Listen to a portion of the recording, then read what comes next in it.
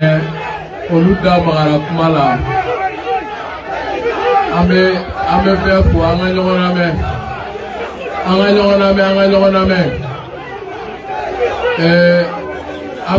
ame foli di pe kele ma mo mobiliser kasi awulaina ka foli di yarawolo cheni yarawolo muso bela jelema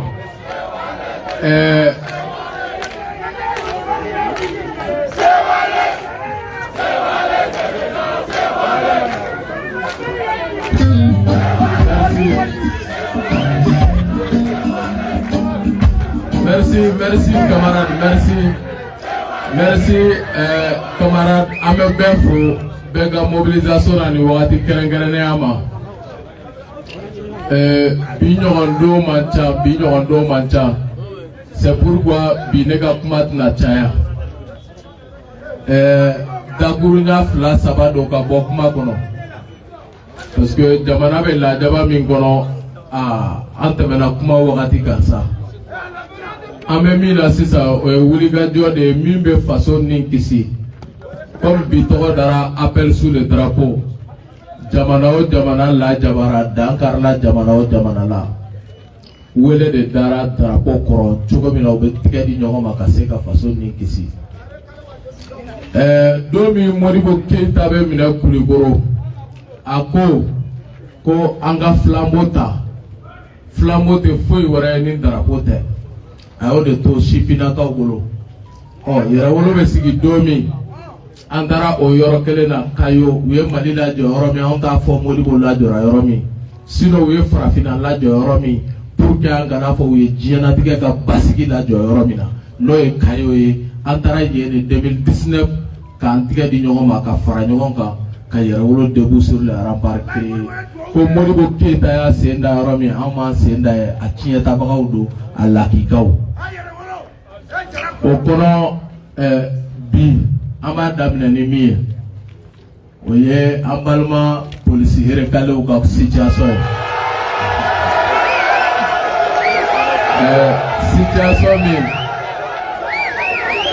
situation mi nanya yego bingalido anya yego dansa kodo akara 2019 jamana pe bora kalama die bora kalama kadaka bingali mi nyoma mare ka ke recrutement na akara ori adalu ya pe bubulu muso konoma ka moy ka to formation na akara nunu ka formation min namarala ka mogo munu lado kera nunu ka formation ni. Ils ont recruté des femmes en état de grossesse. Ni a tapé Google ka jiebe iba essier kelene akera nunu faire là. Donc bingali mindo adama temena. Ils ont toutes les preuves pour la documentation be bubolo, constat d'ici au bubolo. Ataluya be bangene bubolo munu bina après nous tokona na yelisi finalo ni feuna. Donc a bingali ukera kuna mala mi dans sabona. Oyato yera wolo yikolo do agoro kamu kogoromado asira jamana sanfelege nyemogoma ani oluni were ka nyemogo ni asira oluma awuliga jona na seku na mala do ta famolu bolo koni nunu bla ga hage kono go sawonsa ko collectif do be créé ko Erekale 2022 Erekale 2025 Erekale 2030.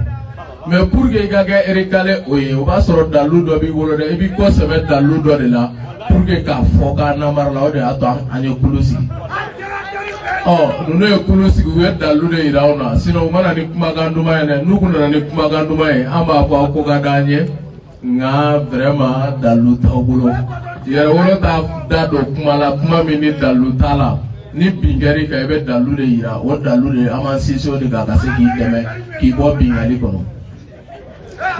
Oyato ame wele dia pour que kabo kuma ngono ame wele di colonel major Daoud Al Mohammadine, le ministre de la sécurité ko andoganu ube kuga décision makono iba fo laydo munu fora tuga mina ubise ka deme mois d'avril kono uga se kuga para damne mois d'avril kono amo la nyini ne ganga jamana sa felelege nyamogo fe ku mago bala mois de février mois d'avril o décision mana bo mois de mars kono ne bolo yo wakati yele donc o de la amol la nyini ke bunya kono karama kono anka jamana nyemo fe u bla u hake kono pour que u se ka façon la fasa tuka mina donc sinon ni mo do u se ku cheka ko ku ta fe ora sira fe donc amu fo ga jigiya ko bara mina bla senga tuka mina balma rekale 2009 u ka se ka do ka formation na ka jamana kuma bo merci beaucoup. Et cadeau kuma min kono sisa no ye appel sur le drapeau ye kunu ambe kibaruya me min kɛra mondoro ama bɛ jamana den sɛbɛ si ma nka bamananw ko n'i ye sɛnogo jɔlen ko kala b'a kɔnɔ n'i ye sɛnogo jɔlen kala b'a kɔnɔ o ye mun ye jateminɛ bɛɛ kɛra k'a dɔn mondoro attaque min kɛra ye a bɔra min jɔn b'a kɔrɔ jɔn bolo b'a kɔfɛ a jateminɛ bɛɛ kɛra a kibaruya bɛɛ sɔrɔla Mali kan tun bɛ ci fɔlɔ u bɛ jɔ u b'a filmer u bɛ lajaba ta ka ɲɛsin an ka armée ma u b'an ka kan filmer u bɛ fɛn bɛɛ kɛ ɔ a bɛ taa ɲininkali kɛ Mondoro ko kunu nana 4h05 heures du matin ko surɔ k'u sira lahalaya jumɛn na u b'o fɔ aw ye. C'est ça la montée en puissance de l'armée malienne. À Corée, où est Dankare, Anga Surasula, Ahmed Douao Sama, Alaka Hinula, Alakuda, Rosmaya, ou Bina façon Tola, ou Bina avec honneur et dignité, sous les couleurs du Mali, ou Bina au d'accord. Au coffre, Anga Surasu, Willa Kujo, Katatula, Upa, Usukuna, for Fraguru Jalan Bine, ou de Keraka, Klaka Mondoro Mine. Kala segi Malika Marakono for sisa ame yoro mina Mondoro be Malika Marakono mina munu mina nubolo o wulika jo kofe amina be dona mamina anga surasu ni barkan surasu kume opération conjointe ke mina munu be barkan surasu bolo o mina kelew ne yeru bolo wa do tracera ku bora Niger ka do Burkina fait ka soro kana do Mondoro fait parce que Mondoro ni Burkina de ka suru ñona. Donc pour dire que bi Yerawolo debout sur les remparts va fort très bientôt wallahi billahi talahi amena bo ka bargan ka minaw cɛ ka bɔ an ka jamana kɔnɔ très prochainement amena bara de bila sen ka billahi. En ta date communiquée, on ne va pas communiquer la date, mais on va passer à l'acte. Wallahi, on va passer à l'acte. Il est temps de pour que anga jamana ka nyasi bono la ma wakati de sera bi anga jamana ko kanga jamana nyamo fo amaro bo wuli ga jomuna. Aujourd'hui, les 5 colonels sont les seigneurs de guerre. Quel massaou de dos? Jito te, Fugaru te, ou Kafoku be sekugo okumate. Avec ma famille, il y a un moment où il sur la souille. Vous faites déjà joler le tout à la pour que la façon pour ma voix. Vous go barrer là. Agno fo encore la cette manona. Ko Allah beneno ninka do surasi ala pour que la façon ninkisi. Yerawolo a donné un chiffre de 20 000 jeunes opérationnels à Sadio Kamara et à Assimi Goïta pour que tout le monde puisse do armée la surasi à Kumabo. Allah beneno a bekama wallahi on mafsa nouye munu meka bi. Munu meka sa façon la on prenelo. C'est-à-dire qu'un nindi non de be façon Kumabo pour que Djougou ka jo. Et du coup, une population qui regorge 10 millions de jeunes. Est-ce que vous 10 millions de jeunes?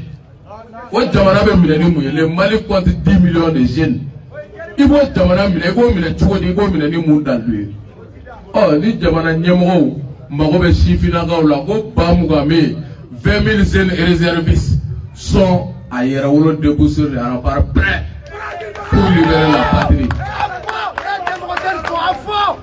Et quand Malien Bewele, Mounou même Mali Kono, Mounou même Mali Koka, Kotia Kuma Manjan, Nanye Francis Gay, nama farasi sago ani farasi jɔnw ani farasi ka cidenw k'u mabɔ an ka jamana fanga la an bɛ ka farasi gɛn cogo min walahi u bɛ tila ka farasi wele ka na o cogoya kelen na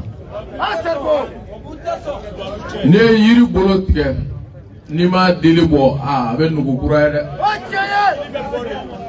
o tɛ min na appel sous le drapeau kɔrɔ k'a fɔ ko à partir d'aujourd'hui Francis Sago ka président o banna Mali kɔnɔ Malien bɛ diɲɛ fan o fan Malien bɛ diɲɛ fan o fan Yɛrɛwolo ka numéro bila la a ye numéro wele dans les 703 communes du Mali o ye réorganisation administrative kɔrɔlen an bɛ fɛ 3 mois in kɔnɔ Yɛrɛwolo ka sigi Mali fan bɛɛ diaspora kɔnɔ Malien bɛ diɲɛ jamana o jamana kɔnɔ a jamana bɛɛ Yɛrɛwolo ka sigi a kɔnɔ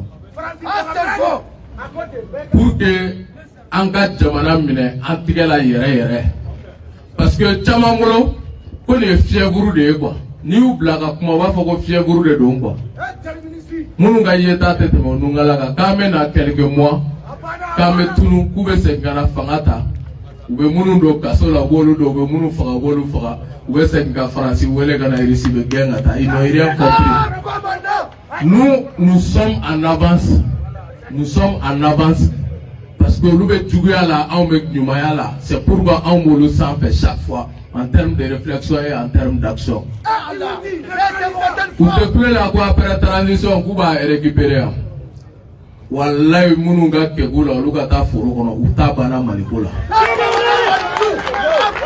au Mali la terre est très fertile sɛnɛfɛnw bɛ ɲa Mali kɔnɔ trop Mali ye sɛnɛkɛdugu de ye an bɛ k'u ladi u denw bɛ k'u ladi u dɔgɔninw bɛ k'u ladi n'u bɛ ko faamu jɔni kulandi o bɛ ladilikan mɛn dɛ an ye bɛ ka ladi a ma mɛn an ye bandaw ladi a ma mɛn an ye makɔrɔ ladi a ma mɛn bi u bɛɛ b'u sen nunkun kan bi an bɛ ka politiki mɔgɔ ninnu minnu y'an ka jamana sigi a sen sabara kɔnɔ k'u ladi ni Faransi sagow don u ka minɛnw kuru ka nimisa o de ka fisa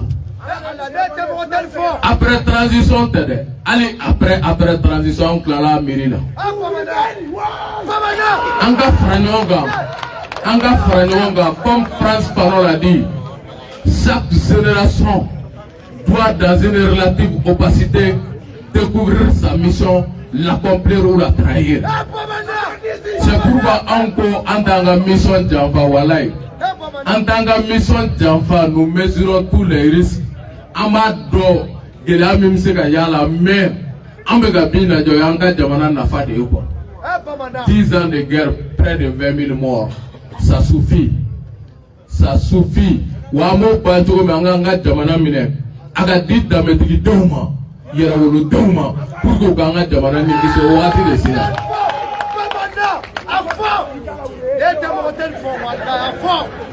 O de tun bɛ ne bolo k'a lase aw ma ka bɔ kuma la ni kumakan laban jumɛn ye. Bi ye 5 mars ye 5 mars 2022.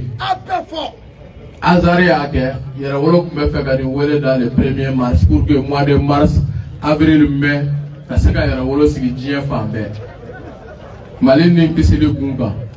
Ala y'a kɛ a nana yɛrɛ sɔrɔ samedi 5 mars 2022 la.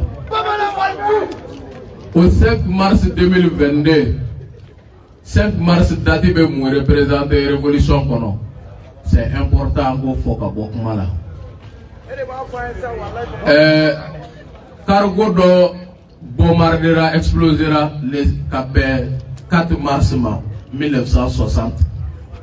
Che Guevara taara a cérémonie kɛnɛ kan le 5 mars 1960. A ye photo min ta ye o photo de yalalen do bi diɲɛ kɔnɔ ni photo bɛɛ après la figure de Jésus-Christ. Ni Jésus bɔra ye photo min bɛ yala ni diɲɛ photo bɛɛ o de ye Che Guevara ka ni photo ye a y'a ta o cérémonie kɛnɛ de kan. A b'o photo de diɲɛ fan bɛɛ c'est pour dire que le monde entier dans sa globalité, dans sa grande majorité est révolutionnaire. O de ye tiɲɛ mais système oligarchique dɔ kɛlen do ka diɲɛ minɛ pour que k'a kɛ i b'a fɔ olu de ta ye sɛbɛ ye. O de y'a to hali ni ye Irisi lajɛ bi ni adamaden ye miliyari 7 ye miliyari 5 bɛ ka Irisi soutenir ka Vladimir Poutine soutenir n bɛ nin baara min na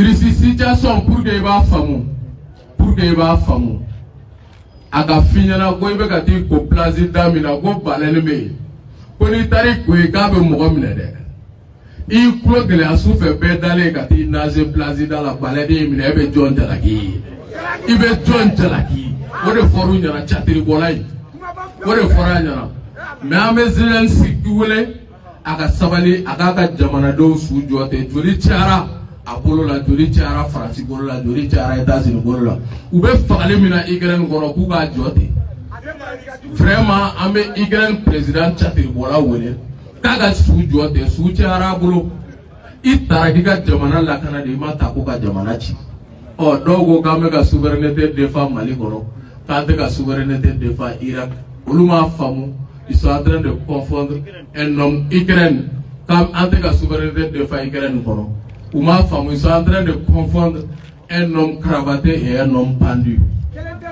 Utanya donc. Mais ame doa kuye alaga nafala suma, ala kuso akili nyumana ala kankana. Yere wole da tuko di jamana ni bekisi anga do drapeau koro ka faso ni kisi ode kumene bolo que Dieu bénisse le Mali et debout sur les remparts. Merci. Aya Toronto ambe international da bala. Ambe ka wuli kanjo. Ben. Comme il y a un théâtre, il y a un théâtre, il y a un Chinama. On a peut-être avec son accent. Voilà, un drapeau Korota. Un drapeau Korota, un hymne national da Kasroka Datuni, Yano Chamba Makilaji, Wele Kuni, Bella Jelengana, Kado, Yerawolo, Debu, Sulara Parla, numéro Blala, I will declare, I Bruce, Bella Jelenfe, Jam Bella Jelenfe. D'accord, pour le 12, on va commenter la Niala Sonama. Chini, on va kunda Jolaka, il y a le début sur la rapport. Amena hymne national da Bamanagana, connu Mohamed Asoko, Absera, drapeau da Chez Sanfé. Ok. Quel est Fila Saba?